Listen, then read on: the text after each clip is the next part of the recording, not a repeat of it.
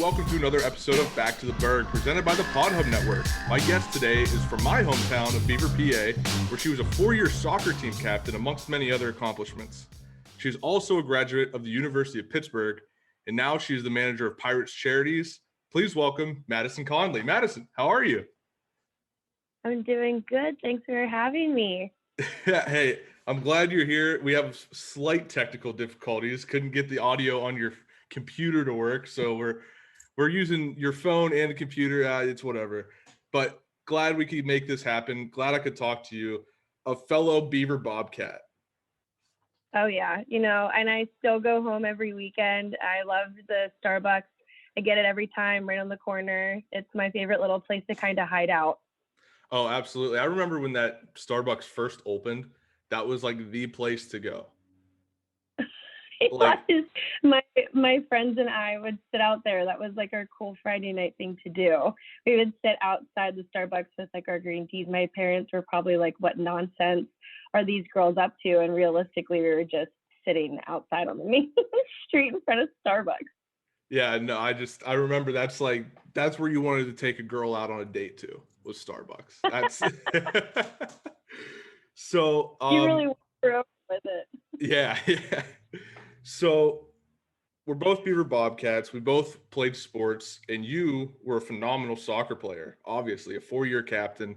Most people would say that's unheard of, a freshman being a captain. What was that like, just to jump into that role?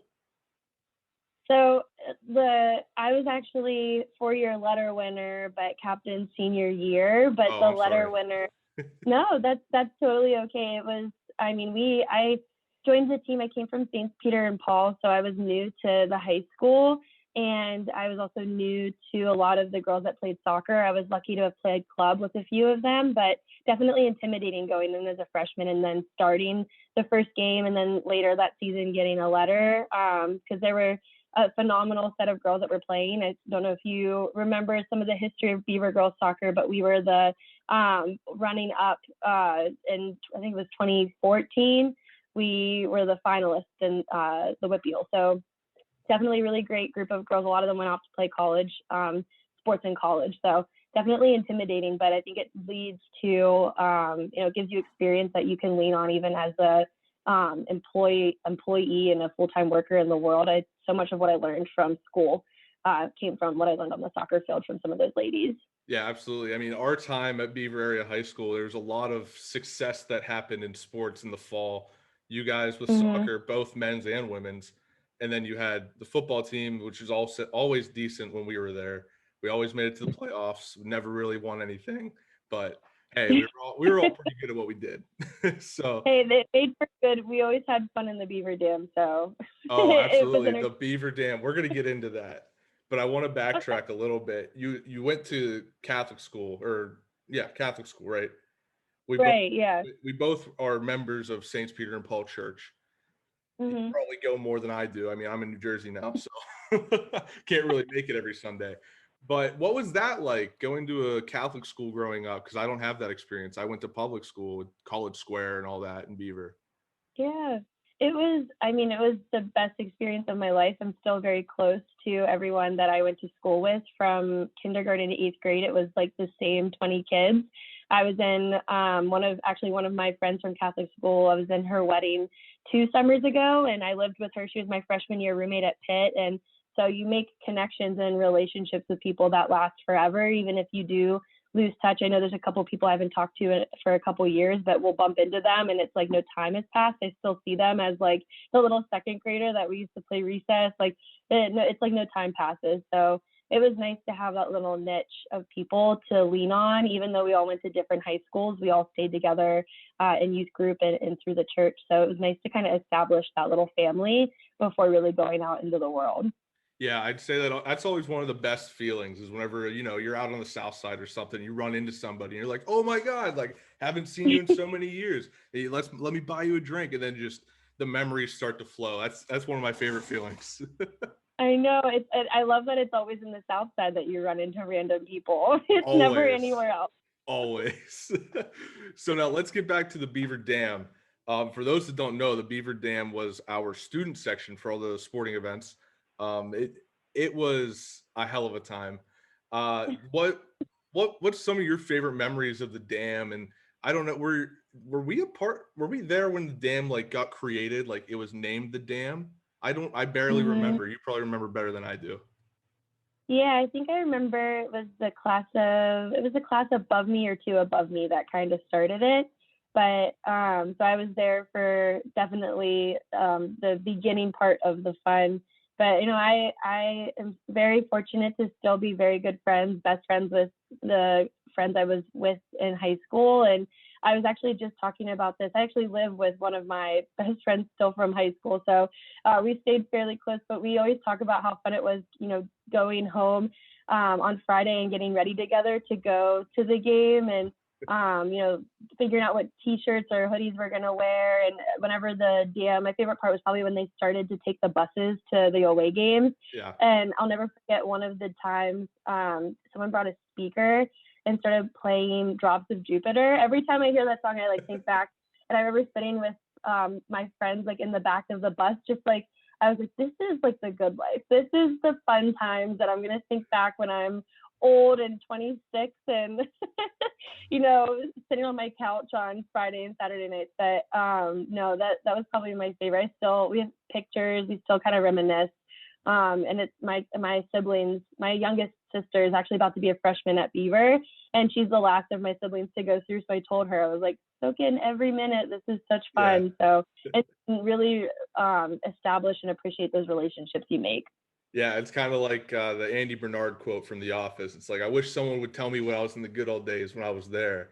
Yes. We look back and it's like, wow, like it's crazy how much fun we had. And I know my class, we started going to the hockey games, which weren't officially like part of the school, but it was a club team. And we got in some trouble there because we knew we weren't affiliated with the school officially, so we can get away with some stuff. Right. They don't know who we are. Absolutely. But going back to the origin of the dam, it's starting to come back to me. And I think it was like when the basketball team started going, like they were going to state playoffs and everything, and everybody would take the buses and everything. Those are some of my favorite memories, is like I was going places I never thought I would go. Like as a young, like I was probably a freshman at the time, and we're going like 2-hour bus trips to go watch the basketball team play. And those were some great memories. We had a great team back then. Like it was crazy. Fun sports to watch, definitely. That was like what established some of my like first interest in ever working in sports, was like the whole, the excitement and the buildup that everyone in the like auditorium would feel. I was like, I want to be a part of this all the time, every time, for the rest of my life. This is just so much fun. And especially it helps when the game is entertaining when you're watching. Yeah, absolutely. Now, moving on to the future, you go to the University of Pittsburgh. Your dual major, business and communications. Was that always the case? Yeah, I'll never forget. I was between going to Indiana University in Bloomington and Duquesne and Pitt. Those were my three that I was kind of between. And I wanted to do business, sort of, but I knew I really, like, my passion was going into communications and writing. And when I was at Beaver, I was the editor-in-chief of the Echo. And, I forgot to mention that. I'm sorry. No, just gonna give myself a shout out there. Mr. Kissa kind of really helped, form my love for writing. So I knew I wanted to do that, but my parents were like, you're not going to get a job in communication, so you need to do something with it if you really feel that passionately about it. So I went to Pitt because they had that dual degree program, and it was a 5-year program that I was able to shorten to 4.5. But it stayed. I went in knowing that's what I wanted to do, and I was one of the fortunate people to know that right away. And I never regretted it once. I still don't to this day regret it at all. It was such a great experience, and I learned a heck of a lot. I would be doing like calc in one like minute and then writing like a research paper in the next. It was kind of all over the place, but it really helped propel me into what I do today. Yeah, no, that communication major was scary to our parents. I remember I had to convince my dad that I could get a decent paying job being in the communications field. Like, he was Right. like, you got to find me the sources. You got to tell me how much you're going to make a year. And I was like, okay, I just want to like make cool stuff. Just let me be creative. Exactly. So what are some of your favorite memories from the University of Pittsburgh? I mean, I've only been to Oakland probably twice in my life. Mhm. So tell me, what was there to do on a weekend in Pitt in Oakland? Oh my gosh. Well, there's so many things.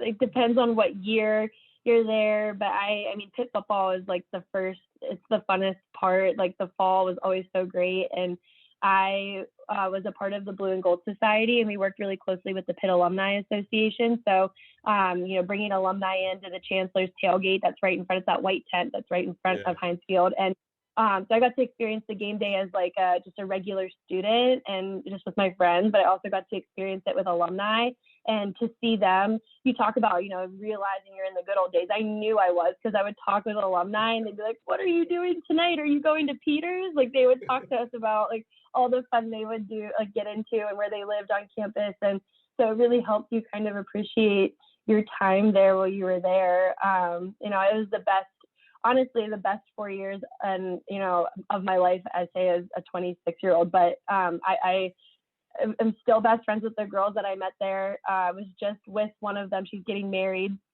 in a month, and I'm in her wedding. So you make relationships and friendships there that last forever. And the football games are like our favorite. We talk about them all the time. They're our favorite. So many memories that you will share with with your kids, and some you won't. But they'll last forever. My dad got his master's at Pitt, and he told me the same thing. He's like, enjoy those football games while you can. Yeah. So while you were at Pitt, you talked about the football games. Were there any athletes you bumped shoulders with, or you were out at the bar together with, that just stand out in your mind? No, honestly, the I didn't go to the same bars that some of the athletes did, and they were on it. Like, Pitt athletes are pretty good at hanging low and hanging with themselves, but it was really cool to be a part and to be at the university when James Conner was there, obviously. Yeah. Really, you'd pass him on the street and you'd be like, that was James Conner. Like, someone who's like a sports fan, you really, when someone's going to make it big and when they're going to make an impact. So being there while he was on campus, it was really definitely very cool. Absolutely. Now, moving on, it looks like, I'm looking at your LinkedIn. I told you this beforehand. This is like my little cheat sheet for everybody. That's just like breaking the fourth wall so everybody knows. But it looks like you started with a internship, or is this stuff you did in school? You had an internship with the Penguins. Mm-hmm. In community relations. I interned. My first internship was with the Institute for Entrepreneurial Excellence. They work with a bunch of small businesses and the Small Business Association in Pittsburgh. It was a marketing internship. It was just a really lucky get. It was a paid internship, which isn't always the case. So I was a sophomore. I was like, I'll take anything at this point. This is awesome. So I was able to work really closely with them.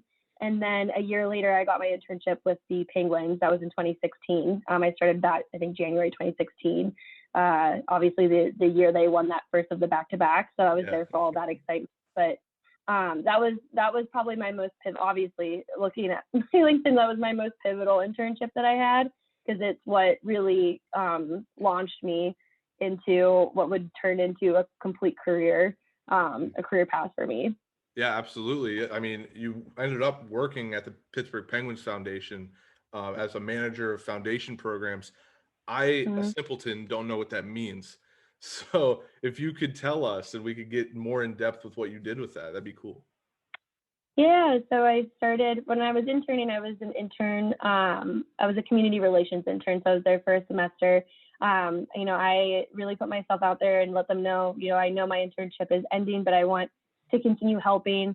I know you have game day staff. I know you have little projects that come up, but please, let's stay in touch. And, the ladies and Dave, who was the president at the time of the foundation, really take that to heart and they lean on that. They love having any help, especially when it's young minds. And they definitely took that and ran with it. So I worked a couple game days through the playoffs, and did a couple projects with them over the summer. And then it's really funny, like a year later, I was actually, I had a couple jobs lined up. So I was a senior, and I was at the gym at on Forbes, and I got a call from Amanda, who was my like boss when I was an intern.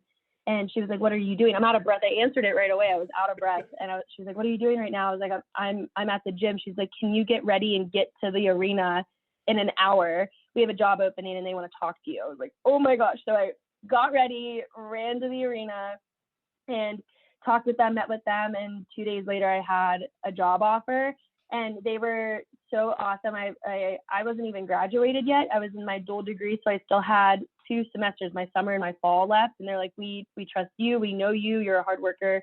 Let's do it. Let's grab the bull by the horns. And then the Pens won. So I was like, this is extra. Like, this is just incredible. I can't believe I got here and I get to experience this. Like everything, it was just waves of feeling so fortunate. And I worked with their foundation, which is their community relations, their charitable arm. And we do fundraising and programming for both the Penguins and the community around Pittsburgh. So really primarily focusing on youth and hockey and health and fitness, and really just propelling the mission of the Penguins and the mission of the Penguins Foundation to make the city of Pittsburgh the best it can be for the youth of the city. So did that for 4 years. Yeah. Well, that's really cool. And I mean, it seems like, you just had a real go-getter mentality. And I like to say that's like something in the communications field that a lot of us have, is like, we want to go get it. We'll put ourselves out there, even if we don't get paid sometimes. It's like, just let me do something, so that's a very good trait to have. And then my question is, you said you were working a lot with the community and a lot with youth hockey, whatever.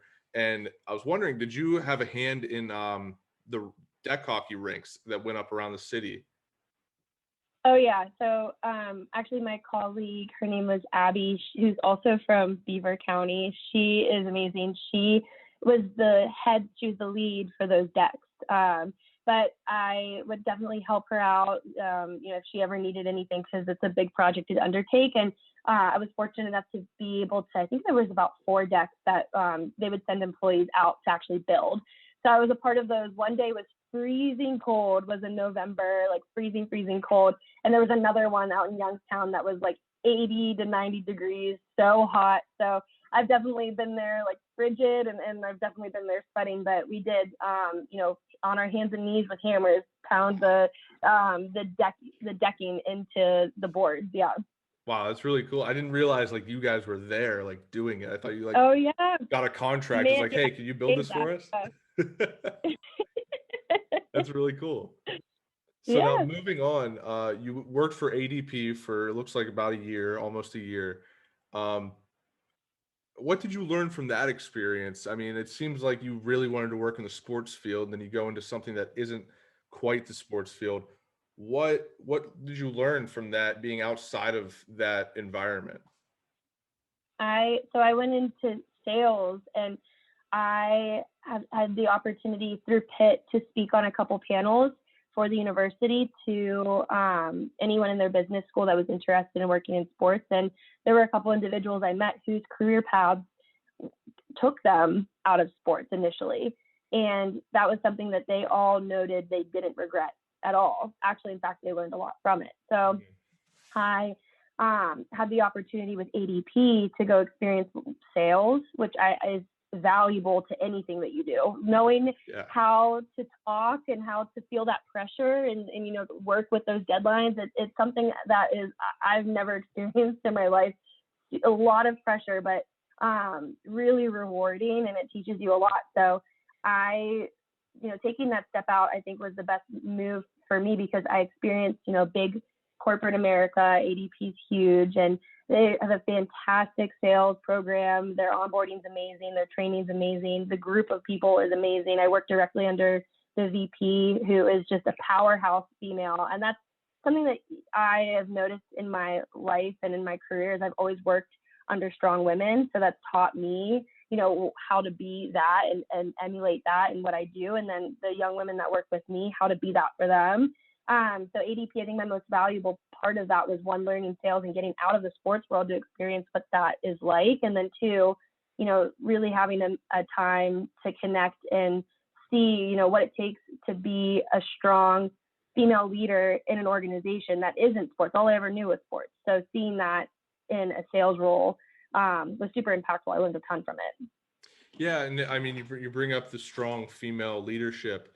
I wanted to ask you, like, did you ever, working in sports and even outside of sports, was there ever any sort of like hurdles you had to jump because you were a woman? I mean, I hate to say that, but I mean sometimes that's the real world, and like to get those real world examples, like from someone who went through it, if you did, it's like, it's for some people need to hear it, and learn from your experiences. So is there anything that maybe you went through that you learned from and helped you in the future? I think the best lesson I learned was to not use my femininity as an excuse. And I'm fortunate. I didn't experience any type of hurdles whatsoever. In fact, I think I was pushed to be the loudest one in the room. And it was because I was lucky enough to be working under women who may have experienced hurdles, and they taught me what it takes and what you need to do in order to not be burned in that way. Yeah. So, in my time at the Penguins, I was embraced and encouraged and was sent to leadership seminars and was, given encouraging words and meetings and emails and just everything it was not because I was just a woman. It was because I was a loud, hardworking person in the organization. So, and I was promoted within like my first year and a half working there. So, I never felt that hurdle. And same with my time at the Pirates right now. There are so many strong women in leadership roles there. And, I think my generation of women that are working in this industry are benefiting from the work that women before us did. So I would say anyone, girl or boy, whoever wants to get into the sports industry, aside from who you are, you need to be confident, and doesn't matter. And that confidence will speak louder than however you identify ever. So and it took me learning from people who hurt before to get to that point to know that. Yeah, absolutely. I mean, it's awesome to know that the path has been paved for you, and people of every, what sex, ethnicity, whatever. It seems like Pittsburgh is really in the forefront of making sure everyone is treated equally in the workforce. And I'm glad that that's been your experience. Yeah, and I think definitely I don't think the glass ceiling's fully broken, but what I'm really confident in is I see more and more men and women pounding at it, helping each other get through it. So it's really definitely very encouraging to see. So now let's move on to your time at the Pirates. You've only been there for 3 months, but it seems like it's been a busy 3 months. Oh my gosh. Well, so when I started at the Penguins, I was in the heart of the playoffs. So I had no time to adjust, like what's off season, what is season. And so when I started with the Pirates, the president of the Pirates was at the Penguins when I was there in my time. And he was like, "Are you good with starting so close to the season?" I'm like, "This is baptism by fire. This is exactly how you learn. This is it." And so, definitely super busy because you're trying to acclimate while also, activate and be everything for everyone while still not really knowing like where the bathroom is. Like it's definitely crazy, but the best part about working in sports is you're like the uniform staff is a team, but we're a team as well. Like all of us that work in the front office, like not a single person will let anyone fail. So it's been chaos. It's been so crazy, but I have not at one point ever felt unsupported. And that's just like what happens when you work in this industry, because it's just the nature of what you're doing. Yeah. And that seems to be the consensus between you and the other recently hired Pirates staffer that I interviewed last week. John Willie. It seems like, there's a lot of, I wouldn't say turnover, but a lot of new faces coming into the Pirates organization. And I think that, and it's from all angles too. You have on the field, in the front office, and then obviously you guys behind the scenes. It seems like the future is bright for the Pirates. There's so many active minds and creative minds that work there. there's nothing but success coming. Like I have never worked with such dynamic people. Like they are constantly thinking like 8 steps ahead of where I am. So I'm like, I need to get a pair of running shoes to go into work because I'm just trying to keep up with everything that's going. But no, it's a collective group of people that all have the same passion, which is the Pittsburgh Pirates, the history of the Pirates, the current state of the Pirates, and what they see in the future. Like it's a collective group of people that have the same goal, and will support every single person around them that like really, really feels so dedicated to that goal as well. And the goal is to be the best that we can all be and to be the best for our city. So, it's the future is bright is the best thing you can say. It's so cliche, but it really is. Yeah, no, I mean, as a fan, I would agree. I mean, just everything that's happening with the team, and just now that I'm getting to interview the people behind the scenes, it seems to be the same philosophy. And it's really, I feel like that's something that needs to happen for an organization to succeed as a whole. Mm-hmm. Oh, 100%. Yeah. And knowing, it's kind of nice to know the faces behind the scenes. And Absolutely. It's so easy to only imagine like a penguin or only a pea or like a pirate. Like it's so easy to just picture that in the players on the field, but to know that there's like 100+ people that are like tinkering away in their cubicles behind the scenes to keep going, it kind of adds a level of reality and a level of like appreciation for the team and how long. Think about what they did in like the 50s, 60s, 70s. Like how I can't imagine how they kept the ship afloat. Like not to be punny, but like it's just amazing. Like without emails or computers, and in a pandemic when we've all had to shift so much to technology, as I'm having like the world's worst technology issues right now with my computer, but it's just incredible to see like how this team has been here so long and has been, the heart of so many Pittsburgh souls for so long. It's just incredible. I think about the people before that worked there and how they did it. Yeah, absolutely. And I wanted to ask you, being the manager of Pirates Charities, I assume there are some big projects you guys are working on. If you're able to share, that'd be awesome to hear about and see how people could help out with those things. Well, I would say, our biggest project, if you're ever at a game, definitely find one of our 50/50 sellers. They're in like neon yellow. You can't miss them. They're the sweetest souls. All of the proceeds from the 50/50 benefit Pirates Charities, and all of that work goes back into the community. We definitely have projects and exciting news coming up that's going to be announced soon. But in the game, if anyone is planning to come, I think that's the best way that you can help right now, and to go follow the Pirates on Twitter, because that's where all the news comes out, and on Facebook, all of our news will come out there. But there's definitely opportunities to donate, and all of the proceeds will always benefit youth baseball, softball, and then just different community elements in the city. Social responsibility is very big for the organization. So you can't go wrong when you're supporting a sports team in this city, because Pittsburgh was listed as one of the most charitable cities in the country.